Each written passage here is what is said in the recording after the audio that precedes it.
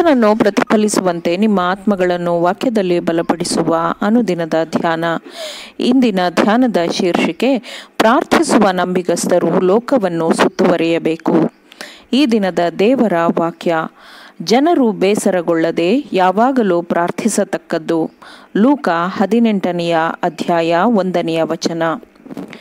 ನಾವು ನಿತ್ಯ ಲೋಕದ ಅಂಚಿನಲ್ಲಿ ಇದ್ದೇವೆ, ಜೀವಿಸುತ್ತಿದ್ದೇವೆಂದು ನಮ್ಮ ಸಹೋದರ ಸಹೋದರಿಯರು ಜ್ಞಾಪಕದಲ್ಲಿಟ್ಟುಕೊಳ್ಳಲಿ.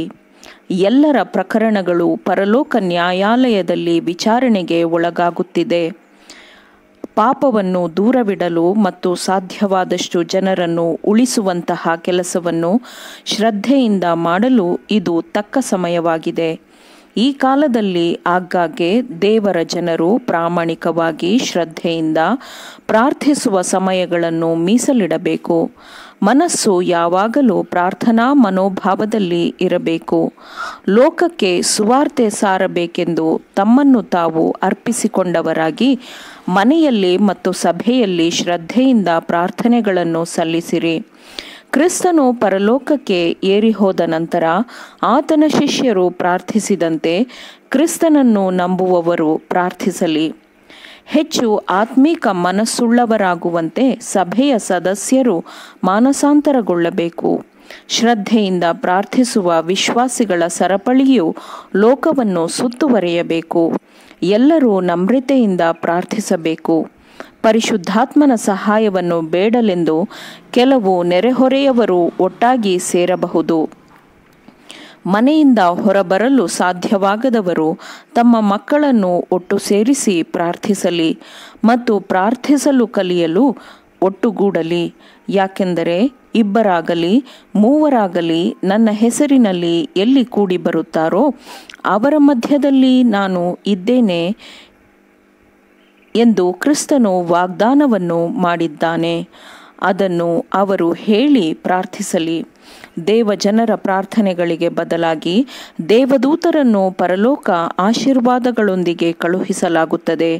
ನಮ್ಮ ಸುವಾರ್ತಾ ಕೆಲಸದ ಶ್ರಮದಲ್ಲಿ ನಾವು ಹೆಚ್ಚು ಯಶಸ್ವಿಯಾಗಬೇಕು ಎಂದು ದೇವರು ಬಯಸುತ್ತಾನೆ.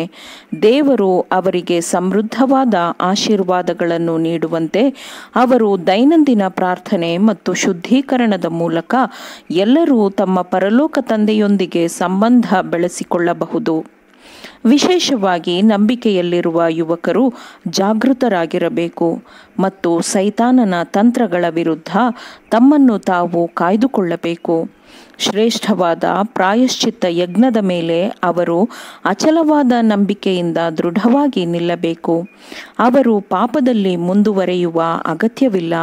ಅವರು ಶೋಧನೆಯನ್ನು ಜಯಿಸುವಂತೆ ಪ್ರಾರ್ಥನೆಯ ಮೂಲಕ ಜಯಿಸುವ ಕೃಪೆಯನ್ನು ಬಲವನ್ನು ಹೊಂದಿಕೊಳ್ಳಬಹುದು. ದೇವರ ಜನರು ತಪ್ಪು ಹುಡುಕುವುದರಲ್ಲಿ ಸಮಯವನ್ನು ಕಳೆಯುವುದರ ಬದಲು ಒಬ್ಬರನ್ನೊಬ್ಬರು ಉತ್ತೇಜಿಸಲು ಕಾಲವನ್ನು ಬಳಸಿದ್ದರೆ ಮತ್ತು ಚಟುವಟಿಕೆಯ ಸೇವೆಗೆ ಕಾಲವನ್ನು ಬಳಸಿದ್ದರೆ ಇನ್ನೂ ಎಷ್ಟೋ ಹೆಚ್ಚಾದದ್ದನ್ನು ಸಾಧಿಸಬಹುದಿತ್ತಲ್ಲವೇ? ತಪ್ಪು ಹುಡುಕುವುದರಲ್ಲಿ ತೊಡಗಿಕೊಳ್ಳುವ ಬದಲು ಪರಿಶುದ್ಧವಾದ ಐಕ್ಯದಲ್ಲಿ ಇನ್ನೂ ಎಷ್ಟೋ ಧ್ವನಿಗಳು ಪ್ರಾರ್ಥನೆಯಲ್ಲಿ ಒಟ್ಟಾಗಿ ಸೇರಬಹುದು ಅಲ್ಲವೇ? ಸ್ವಂತ ಪ್ರತಿಭೆ ಅಥವಾ ಶಿಕ್ಷಣ, ಸಂಪತ್ತು ಅಥವಾ ಮನುಷ್ಯರ ಅನುಗ್ರಹ ಇವುಗಳಿಂದ ಗಳಿಸಿದ ಜಯಗಳು ಕ್ರೈಸ್ತ ಸಭೆ ಅಥವಾ ಕ್ರೈಸ್ತನಾದವನು ಹೊಂದುವ ಜಯವಲ್ಲ.